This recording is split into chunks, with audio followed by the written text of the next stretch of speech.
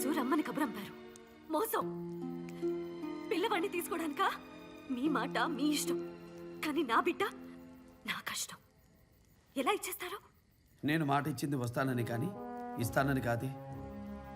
బిడ్డడు నీ కష్టం, నా రక్తం. నీలో ఉన్నంత వరకే మీ రక్తం. అది నాలో ప్రాణం పోసుకుంది, నాదే.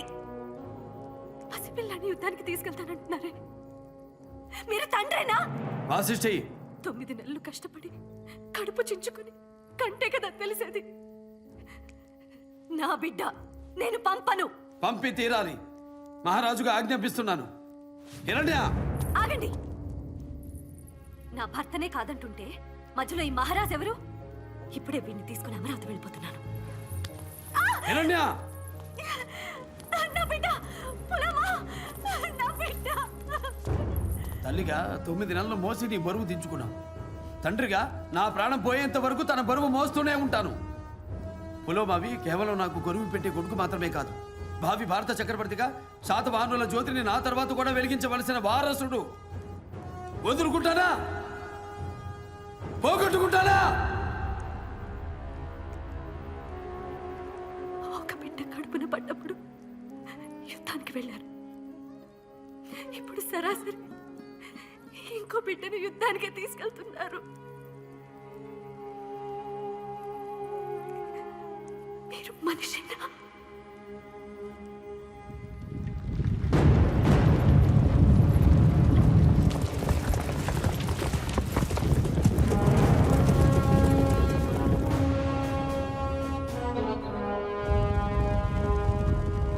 మీరేం చేస్తున్నారో మీకు అర్థమవుతుందా? మన బిడ్డ ఆ నహపాలుడి దగ్గర బందీగా ఉన్నాడు. అటు చూడు, శాతకర్ణి తన బిడ్డని కూడా యుద్ధానికి తీసుకెళ్తున్నాడు. నేను వెళ్ళి అతనితో యుద్ధం చేయమంటావా? నాన్నగారు, మేము యుద్ధానికి వెళ్తున్నాం కదా, నన్ను ఇంతవరకు యుద్ధానికి తీసుకెళ్ళలేదు కదా, మరి ఇప్పుడు ఎందుకు ఇలా తీసుకుని వెళ్తారు? శత్రువుకి నిన్ను చూడాలనుందట. అన్న, ఎందుకంట? ప్రాణం పోయే ముందు పసిపిల్లల్ని చూస్తే మంచిదట. పాప మనకి పిల్లలు లేరంట.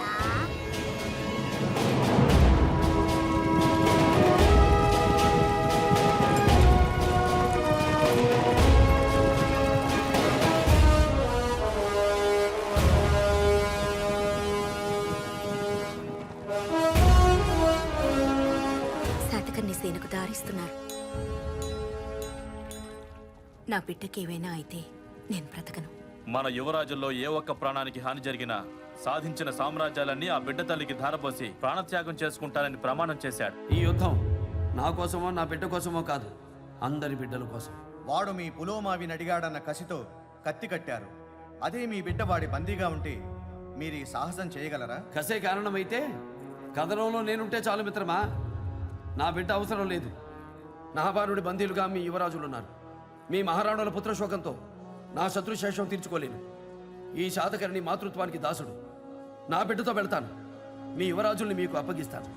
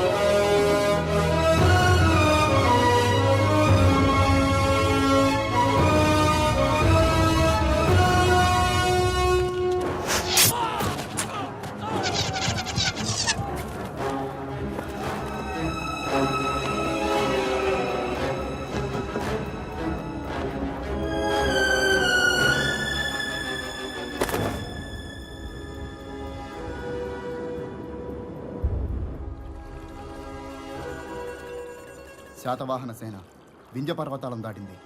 వింధ్యని దాటాడా? ఎలా?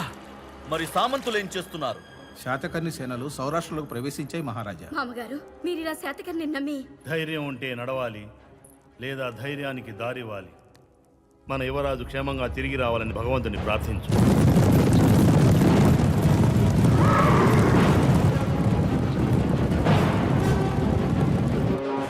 ఎవరితో యుద్ధానికి శాతకర్ణి బయలుదేరాడు. ఎవడి చావు ఎవడి చేతుల్లో ఉందో వాడి చావు నా చేతుల్లో ఉంటుంది.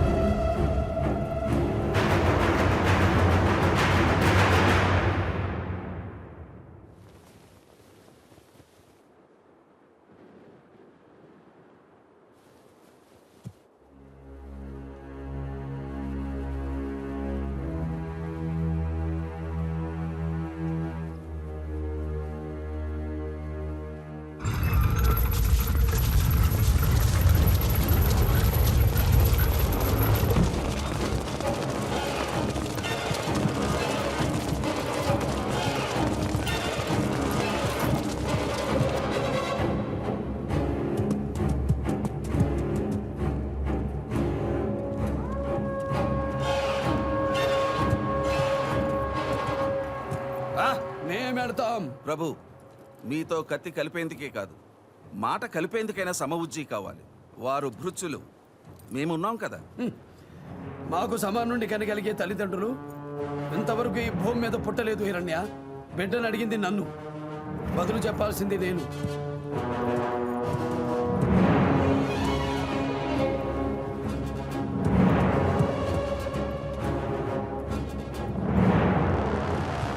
రోజు ఈ సమయంలో అమ్మ నా కథలు చెప్తుంది, మీరు చెప్పరు. మనం కథలు చెప్పకూడదు పులమా, మన కథలు జనం చెప్పుకోవాలి. పోనీ నేను చెప్పనా? బాగుంటుంది. చెప్పు. అనగనగా ఒక రాజు ఉన్నాడంట. ఆ రాజు ఏనుగులు కొడుకులంట. ఏనుగులు వేటకెళ్ళి 7 చేపలు తెచ్చాడంట. వాటిని ఎంతలో పెడితే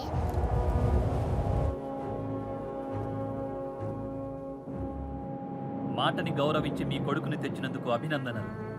నేను నహాపణ చక్రవర్తి అల్లుండైన వృషభదత్తుణ్ణి. కొడుకుతో పాటు కరవాలాన్ని కూడా మా ప్రభు పాదాల చెంత నుంచి తల వంచి తరలిపోయి. బాగుంది. ఆ 7 చేపలు ఎండేశారు, ఒక చేప ఎందుకు ఎండలేదు చెప్పు. ఓ చేప ఎందలే అంట. చేప నువ్వు ఎందుకు ఎందలేదు అంటే శాతకర్ణి, ఇది పిల్లాట కాదు, షహరాట సేనతో జలగాట. ఇది శత్రువుల నెత్తురుతో కట్టిన క్షత్రపకోట. గోడ నీడని కూడా నువ్వు తాకలేవు. తర్వాత చెప్పు. ఓ చేప ఎందలే అంట.